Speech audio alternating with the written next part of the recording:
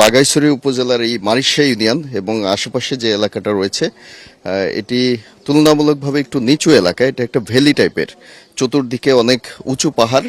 So এই গত যে 8 থেকে 10 দিনের ভারী বর্ষণ হলো, এই বর্ষণের কারণে প্রচণ্ড রকমভাবে পাহাড়ি ঢল এসে পুরো এলাকা একদম পানিতে নিমজ্জিত হয়ে গিয়েছে।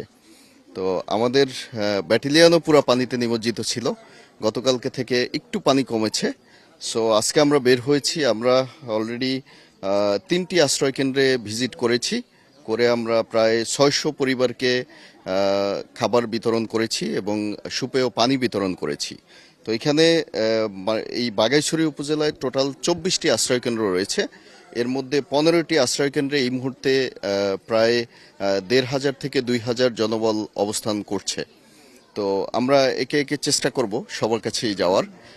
এট দ্য সেম টাইম আপনারা জানেন যে এই বন্যাকালীন সময়ে পানিবাহিত রোগ সমস্যা তৈরি হয় এবং বিভিন্ন ধরনের যে চর্মরোগ এবং বিভিন্ন ধরনের রোগের সৃষ্টি হয়, যেই কারণে আমরা এখানে একটি মেডিকেল ক্যাম্পেইনের ব্যবস্থা করেছি। আমাদের medical officer major Amit Kumar Saha ওর নেতৃত্বে আমরা প্রায় 250 থেকে 300 এই বন্যার্ত পরিবার যারা আটকা পড়ে আছেন ওনাদেরকে চিকিৎসা সেবা দিচ্ছি।